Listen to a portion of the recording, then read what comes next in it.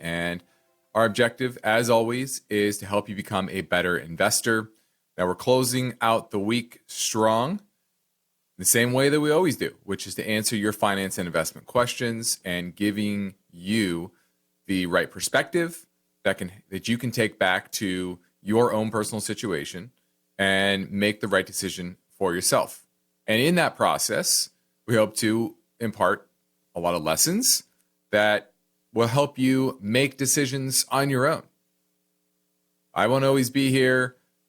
You can't always tune in and follow exactly what we're doing, but you can take lessons to bring back to your own situation. And that's what this show is all about. It's about educating you, keeping the important topics top of mind, and helping you filter out the noise. There's so much noise in social media, on TV, etc.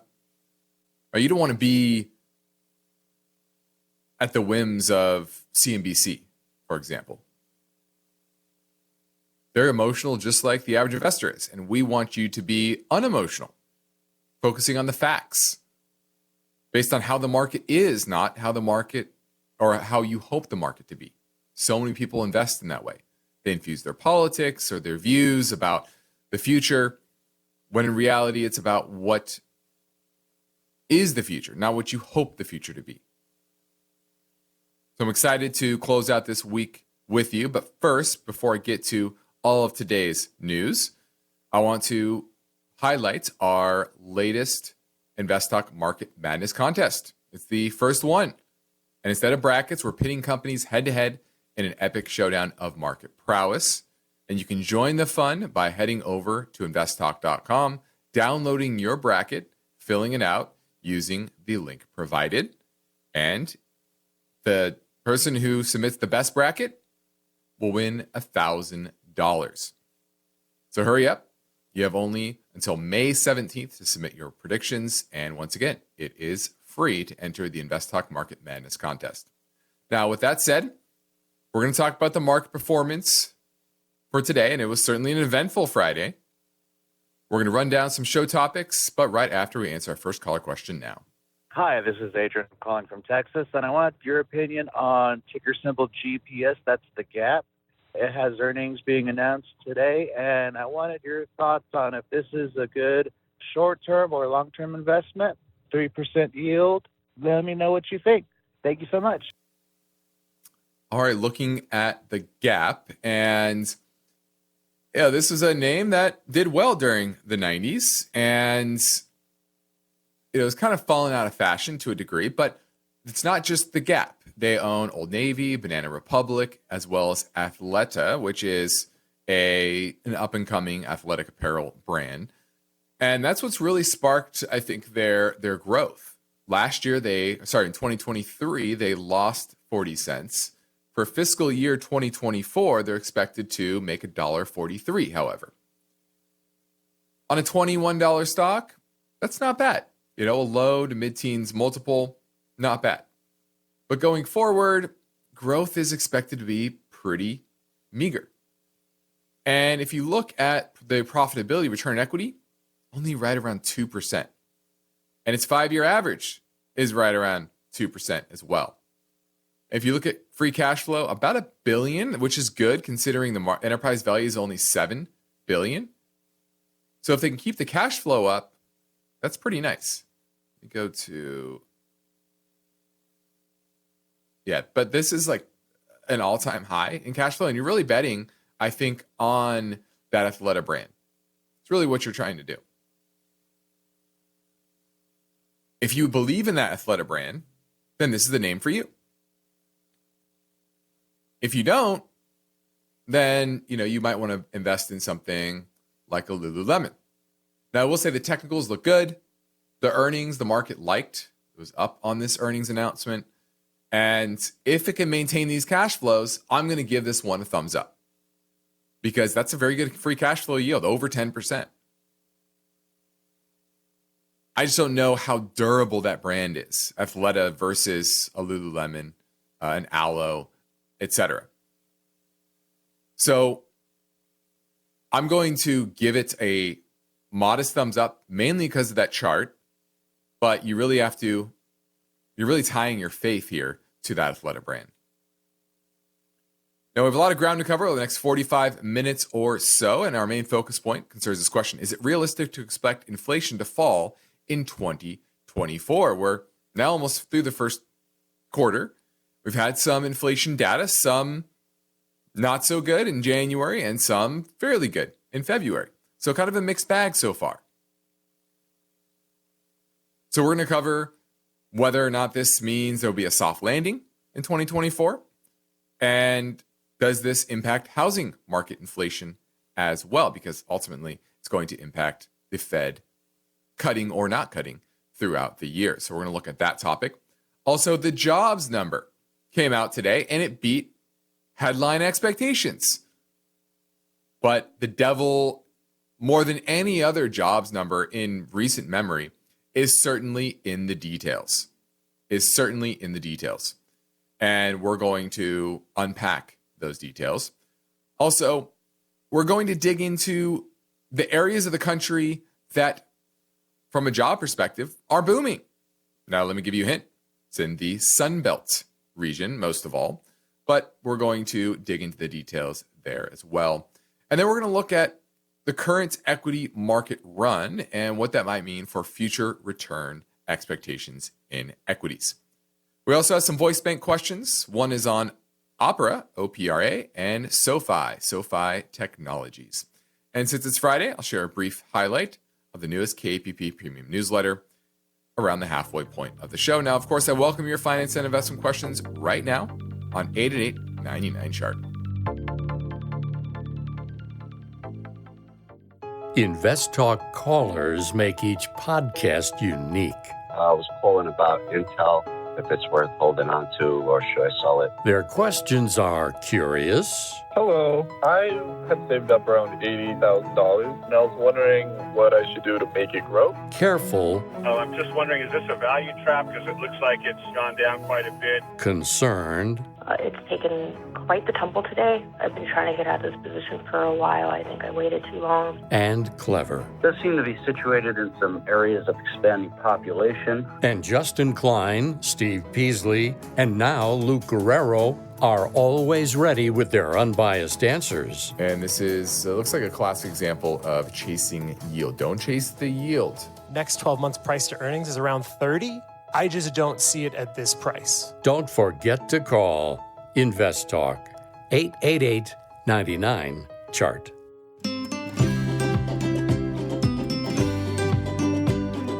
Let's take a quick look at your financial to-do list. At the top, make that phone call to the InvestTalk Anytime Listener line, 888-99-CHART. Now, let's take a look at the market performance for today, and it was a doozy. Certainly a turnaround Friday. We were up early on the jobs number, but we reversed for most of the day, and this was very similar to Tuesday. And I talked on, I believe, Wednesday's show, saying, hey, if you have another day like a Tuesday, that suddenly starts to look like major distribution and a market top, or at least a near-term top. And you line that up with option next week, as well as, most importantly, the expiration of the BTFP program from the Fed that was put in place during the banking crisis last year. That certainly is going to be somewhat of a headwind to liquidity. Now, it's not the end-all be-all. It's just one factor, but it has been an important factor over the past year. And then you layer on sentiment. Sentiment is clearly at an extreme within the major, let's say the AI space. Because a lot of other tech is certainly rolled over. But AI has been kind of holding everything up, including NVIDIA. And NVIDIA looked like today a major, from a technical perspective, major bearish candle bearish engulfing is what it was. Bearish engulfing at a high, on high volume, the highest volume since May of last year. That is about as bearish of a day you could see on a chart. and MSCI not quite as bearish, but similar. So you add Tuesday and now Friday together, 2 out of 4 days are major distribution days. Now we still need kind of a follow-through day, kind of a back-to-back. We'll see what Monday brings. But if you do get a follow-through, that certainly means I think this near-term euphoric top is in. And large cap growth down today, over 1%. Small cap value was actually up. Mid cap value was actually up. And large cap value barely down, only 3 basis points there. So definitely you're seeing a shift like you saw in the fall, mid-October. You saw growth start to roll over until the beginning of the year. You've seen this rebound in growth, and that's starting to fade once again. So I want to highlight that because we are likely approaching a major inflection point, at least in the growthier names in the market. And with the weaker dollar, what does that mean? That's a big factor here. The dollar is weaker. That is positive for economic growth. It's positive for harder assets, especially commodities, basic materials, energy, etc. And so money is flowing into those names, and it's just starting. Look at the gold's breakout, and it continues to just power higher each day. So very interesting shift that's happening in markets right now, and you really need to sit up, pay attention, especially because the indexes are heavily weighted towards those growth names that are now starting to fade. Now let's keep things moving and pivot back to the InvestTalk voice bank for this question that came in earlier. Hi, Duncan from New York. Thank you for all that you do. Thank you for answering about my Tyson stock question. I'm probably going to make a couple of phone calls about more stocks because when I entered your contest for the March Madness, which is obviously a great idea, I saw some very interesting stocks. So just be prepared for Duncan from New York to ask you a couple of more questions about stocks. But my first question is to look into stock ticker SOFI, SoFi Bank. So I know that it did drop dramatically. This is in my long-term trading account, brokerage account. SoFi, I know it's a growth company too, but I'm trying to just see what you guys think of it as a long-term hold, such as like 5 to 10 years. So hoping to get some insight and have a great day. Bye. Well, just a heads up, we will be highlighting each of the matchups as those days approach, or those matchups approach on air. So we will be talking a bit about all of the names that are in the contest. Good and bad, but we will be looking at that. As for SoFi, SoFi is one of those fintech names that has grown throughout the years. And its earnings just recently went positive. And that's one issue, is that it's trading at $7.71, but it's only supposed to make 35 cents a share next year. That's not great. That's not great. Okay. And analysts are downgrading those expectations. So I don't like that. And revenue growth is certainly slowing. And by next year, revenue growth is supposed to be flat. Now, for everyone else out there, this is a fintech company founded in 2011, so it is new. It's out of San Francisco, so it's one of those Silicon Valley names. And it offers personal loans, credit cards, mortgages, investment accounts, banking services, financial planning, etc. I believe they have bought smaller brokerages as well. And I think that's good. But if you look at its multiples it's trading at, it's not that exciting. And its cash flow remains negative $7 billion trailing 12 months. And its profitability is negative. And it continues to issue more and more shares. So I see no reason to own SoFi. I think there are much better opportunities out there. Now we're going to a quick break. Please remember, you can call anytime and leave your questions on the InvestTalk voice bank. And if you're listening via our live stream or on AM 1220 radio in the Silicon Valley area, you can call right now at 888-99-CHART.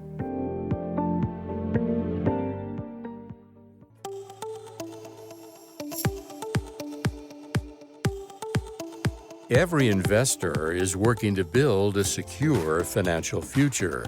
How they get there and when they get there, that depends on many variables. The more you learn about how the market works, the better your chances. So don't forget to call InvestTalk, 888-99-CHART. Now, my focus point today concerns this question. Is it realistic to expect inflation to fall in 2024? Now, we've had a mixed bag so far over the first 2 months of the year.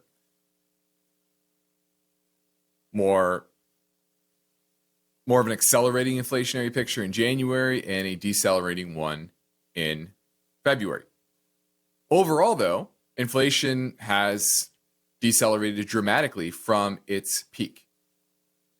And the big question is, will we be able to get to the Fed's 2% target?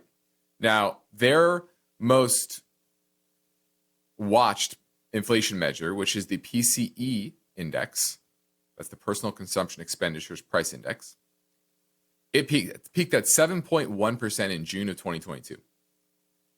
As of January, 2.3%. Now, the CPI index, that peaked at 8.9 and is now around 3.1. And a lot of the reason CPI is higher is because of a higher weight of housing inflation, rent inflation, and that is certainly lagging. And so that's certainly going to converge, I think, over time, the CPI to the PCE, because I've talked about this before, that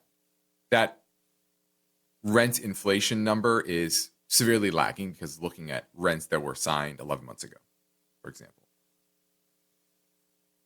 Now, inflation had spread to many categories.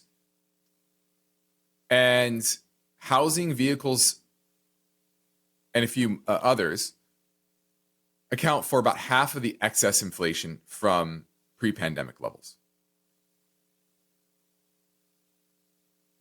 And that remains the case, but certain areas are ebbing more than others. Durables are one. And when you think of durables, you think of cars, you think of refrigerators, things like that. And supply chains easing certainly help that. And lower demand overall because many of those things are financed. So it's an area where higher rates does tend to have an impact. Food and energy also coming down, mainly because oil prices are coming down. And the Ukraine war problem in early 2022 continues to fade, and the worst fears of the impact on inflation and supply weren't realized. That's still obviously a geopolitical issue, but from an inflation perspective, the initial reaction was a bit overblown. Now, as I talked yesterday, productivity has helped bring down inflation overall and keep the economic growth going. But you are starting to see signs that inflation is picking up. One is the logistics problem. Think of what's happening in the Red Sea. That is causing shipping costs to start to rise once again.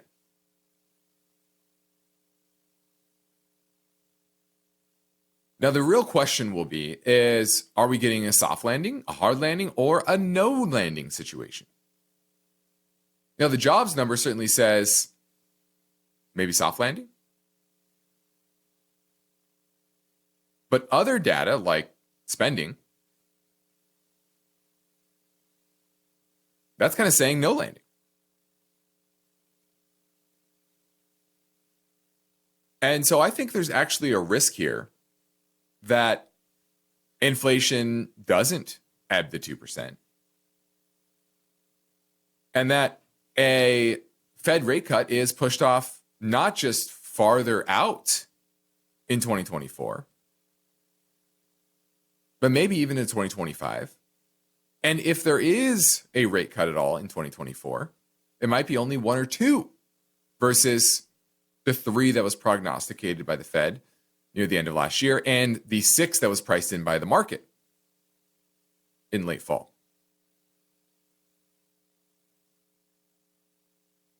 And it's going to be very interesting to see how the Fed manages this if there is a reacceleration. Because at the end of the day, their main goal is to keep the Treasury market functioning. That's why you can see right now, what is the Fed doing? They're talking about cutting rates and doing QE, not QE, ending QT. So stopping the drawdown of their balance sheet. And they're doing that at a time when asset prices are near all-time highs. When euphoria in crypto and story stocks are near an all-time high. So it just goes to show you they're actually going to err on the side of inflation in order to keep the Treasury market functioning. And that's what I think is igniting gold and causing the dollar to sell off. Because it's fairly clear, at least in my mind, that yes, they talk about inflation. Yes, they talk about full employment. But it's now a game between the Treasury and the Fed that they're working together in conjunction to deal with massive amounts of Treasury supply. And so, in reality, while everyone talks about inflation, that's a sideshow compared to the real show, which is the Treasury market. Now we're heading into a break. I'm Justin Klein, ready to take your calls at 888-99-CHART.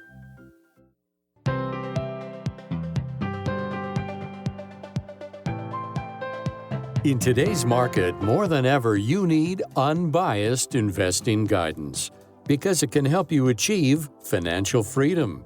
Well, you've come to the right place, InvestTalk. And Justin Klein is here now taking your calls live. So step up with your questions, 888-99-CHART. Justin Luke, I'm calling today about a company that was kind of intriguing to me that I came across, OPRA Limited, ticker symbol OPRA. Kind of a small company, only $1 billion market cap. And I just wanted to call and see your take on this company and the fundamentals. The numbers look good. Actually kind of weirdly pays a high dividend with a good payout ratio, which is kind of interesting. Technicals, I think may have found some support around here. So I was just looking to see what you thought about the company, if you think it may be a good, maybe short to medium hold. I don't think I will hold it long term, but it is very interesting just because of the numbers, and I've never heard of it. So let me know your thoughts. Thank you very much for everything you guys do. Bye.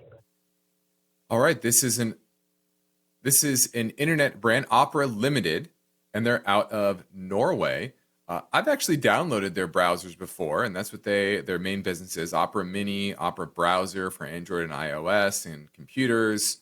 And this is mainly tailored to gamers. Now, I don't think I downloaded it for gaming or anything like that. It's been a while, but I definitely have downloaded it. So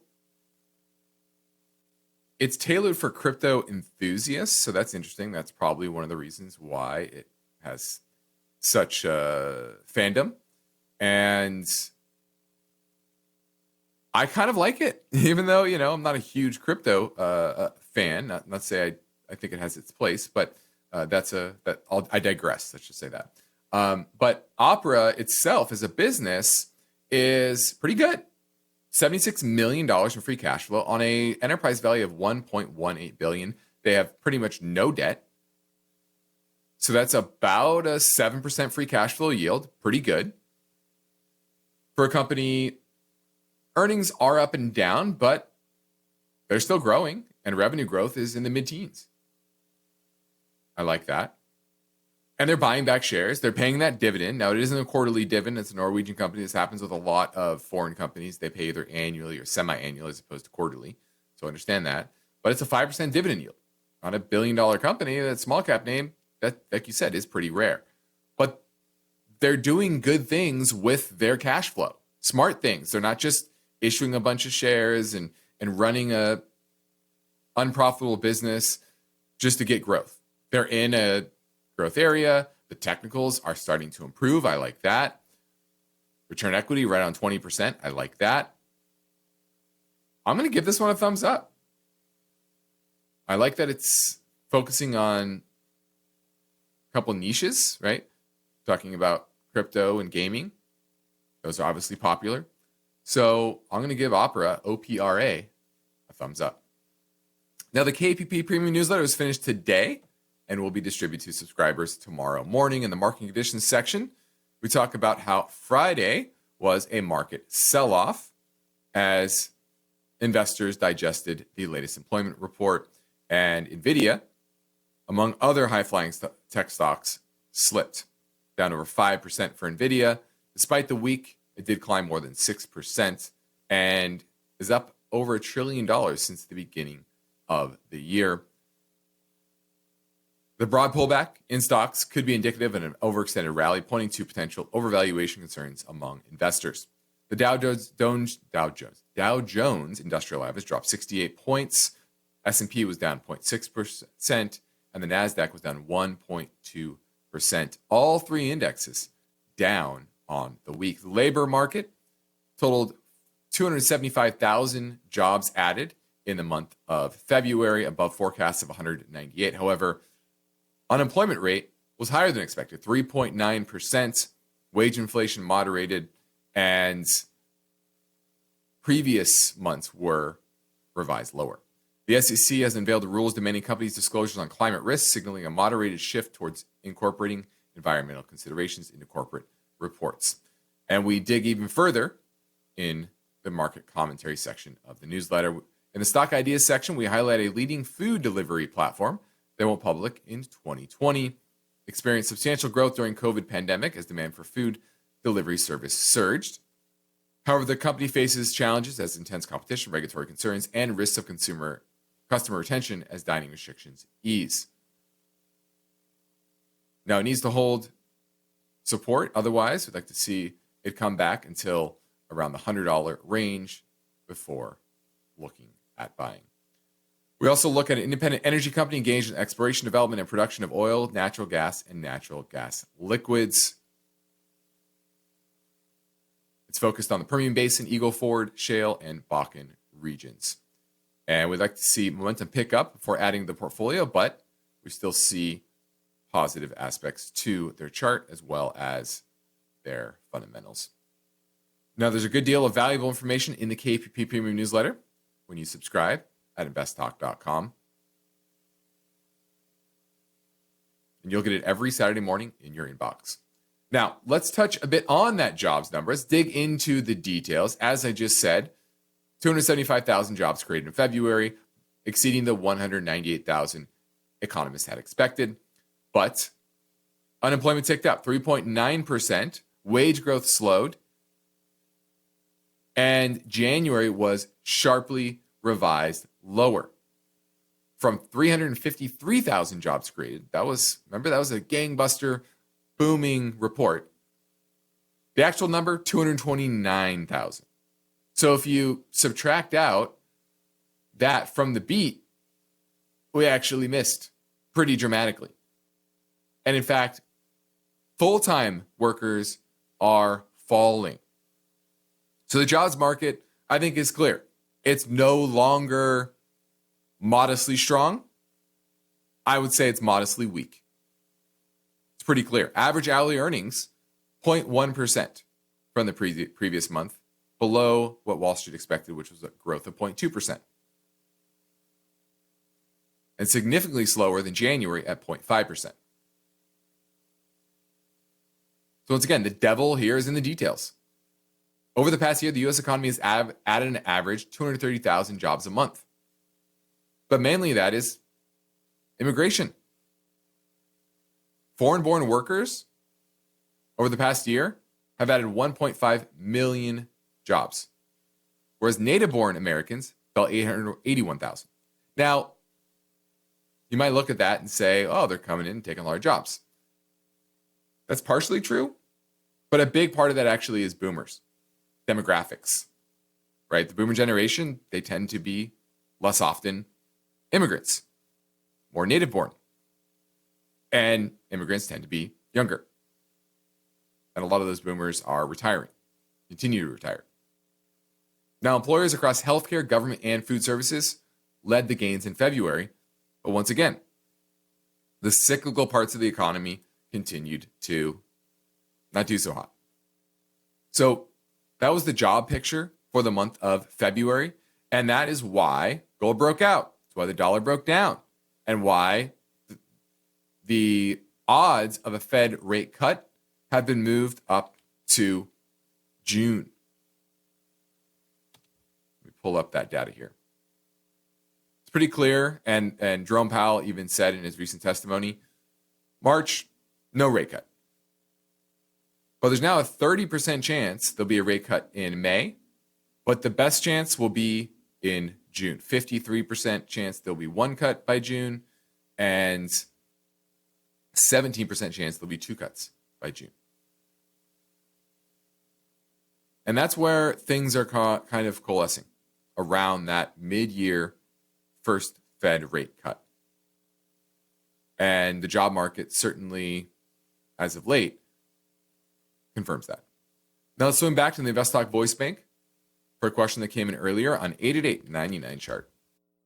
Hi, Justin and Luke. This is Rob calling from Las Vegas. Just wanted to ask your opinion on a couple of stocks that I'm looking at in the semiconductor space. The first one is Vishay Inter-technology Inc. Ticker symbol is VSH. And the other one is Skyworks Solutions, SWKS.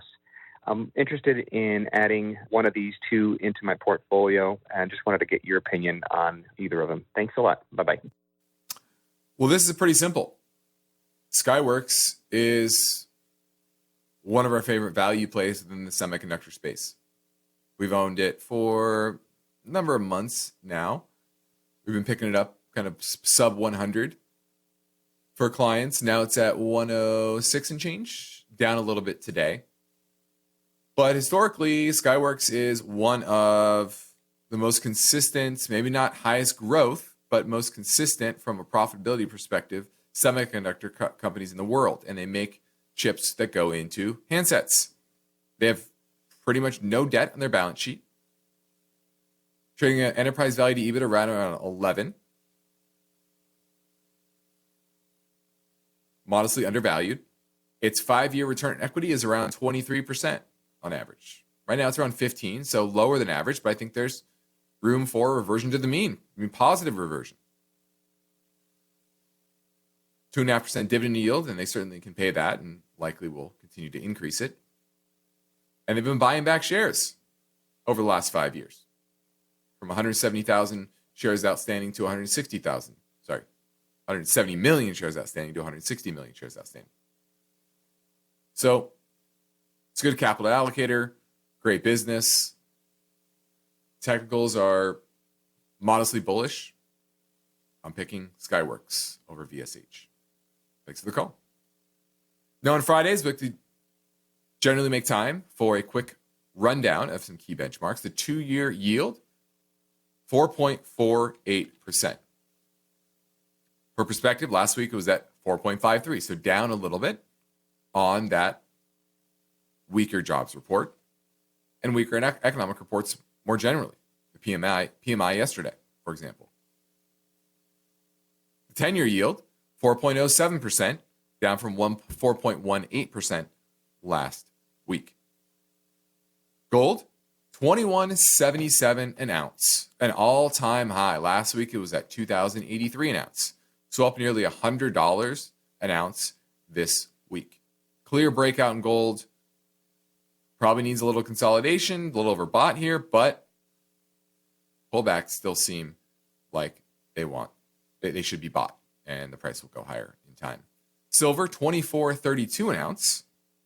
That's up from $23.16 an ounce last week, over $1 on the week. Oil, $77.83 per barrel. That's down from $79.79 last week.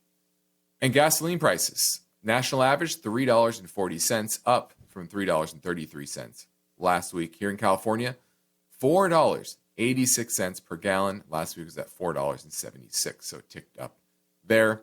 For comparison, in Alabama, today, the average gallon of gas was trading or selling for only $3.09. So here in California, we continue to pay pretty high gas prices. Now, when people take the time to leave an InvestTalk review on iTunes, we like to thank them for their courtesy by getting to their questions quickly. Jeff from Torrance says, love the podcast, wishing Steve all the best. I got into Saia, S-I-A-I, at 294 for a long-term hold. Since then, it's run up to 600. I was wondering if it's time to trim and take some profits.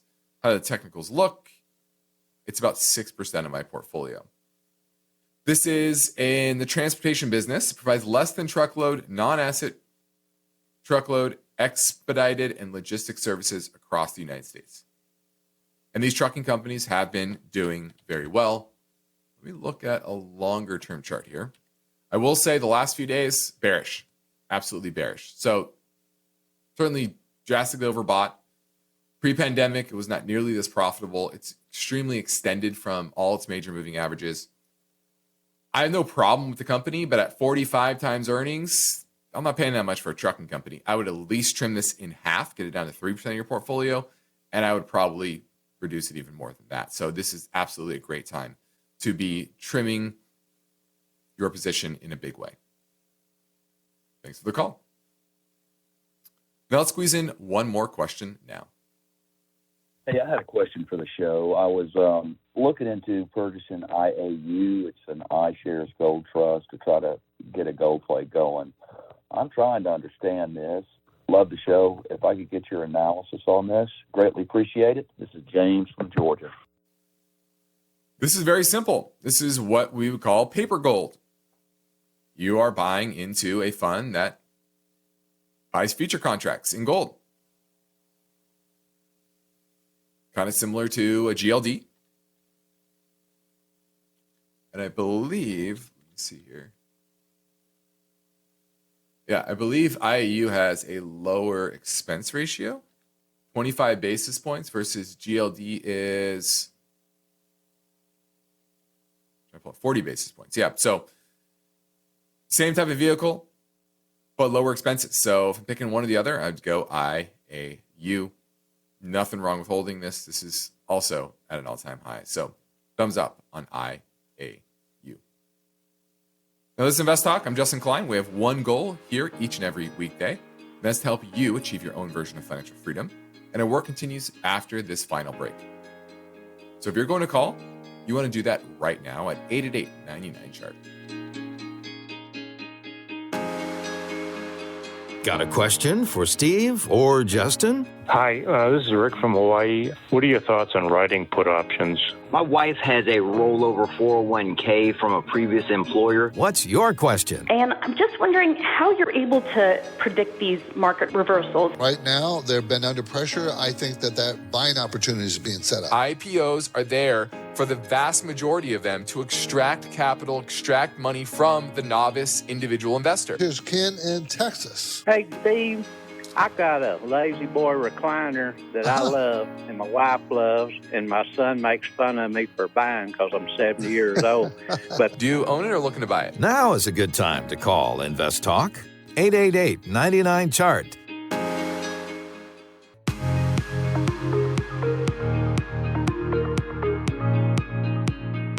For investors, the goal of achieving financial freedom requires unbiased information, strategic planning, and determination. Congratulations! You've found the podcast that is dedicated to helping you succeed. InvestTalk. Hello, guys. I currently own Sprout Market SFM, and I'm thinking about trimming it because I'm up over 200%. And the company I want to buy is SpartanNash, which is going down quite a bit lately. At what levels should I buy it? Thank you very much. Bye-bye. All right, looking at two companies in the grocery business, but they're definitely different. Now, SFM is Sprouts Farmers Market. It's a name we've been buying for clients since it was in the high teens. Now it's at $63 and change. No dividend, but the reason we loved it, secular trends. It operates 386 stores in 23 states, offering natural and organic foods. And obviously people want better better food, and they're focused a lot on produce and having great fresh produce. And it's a model that has worked. And so that's why we bought it. We love it. Yes, these levels, it's certainly overbought from a technical perspective. And so I understand your urge to trim, and trimming this, I have no problem with. But that doesn't mean you should just go buy a name in the space that looks cheap, but in reality, not a great business. That's SpartanNash. They own some of their own stores, but mainly they're a food distributor, a very low margin business. And you can see that with their operating margin of 1%. And their 5-year return on equity is about 6 or 7%. It is a relatively poor business. Actually, I'll say it. It is a poor business.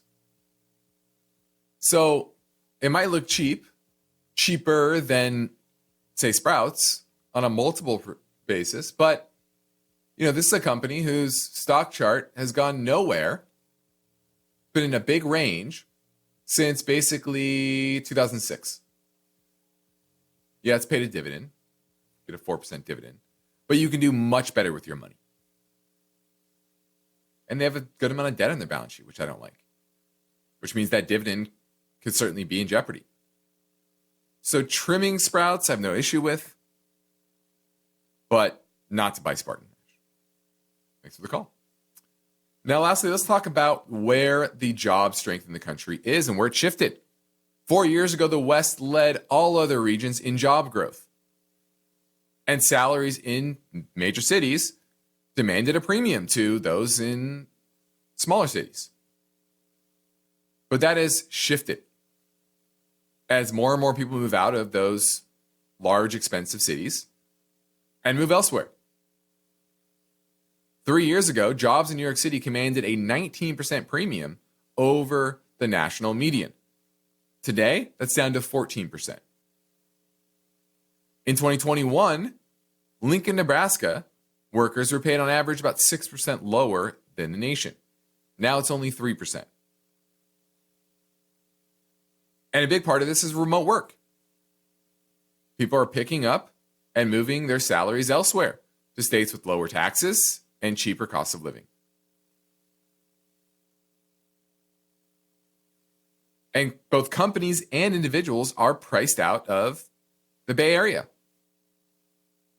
Even those in, say, San Francisco, who made 6 figures, still need a roommate, for example.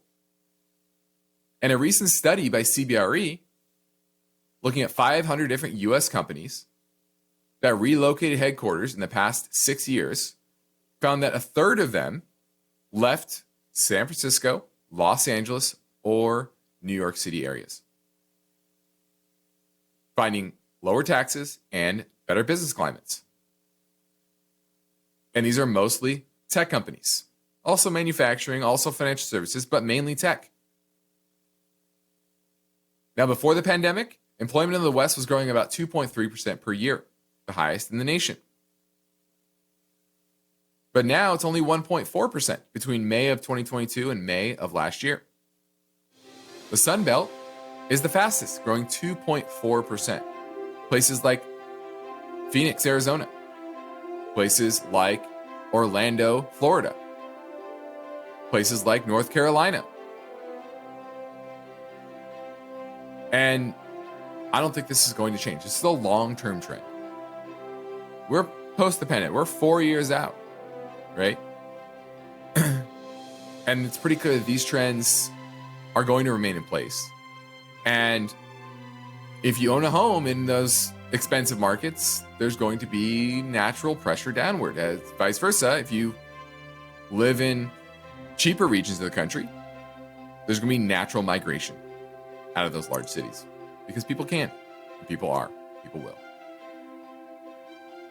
I'm Justin Klein. This completes another InvestTalk program. We thank you for listening, and we encourage you to tell your friends and family about our free podcast downloads, which they can find anytime at iTunes, Spotify, or Google Play. And be sure to rate and review on iTunes as well.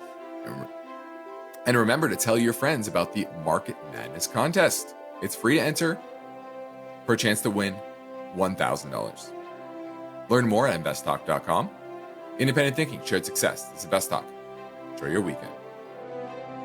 InvestTalk is a trademark of KPP Financial. Because of the nature of the interactive dialogue inherent in the format of this program, it's important for the listener to understand that not all comments made will apply to them. Specifically, nothing said shall be taken to be investment advice, or shall statements on this program be considered an offer to buy or sell security. Because such advice is rendered solely on an individual basis and at times will require that the investor review a prospectus before investing. InvestTalk is a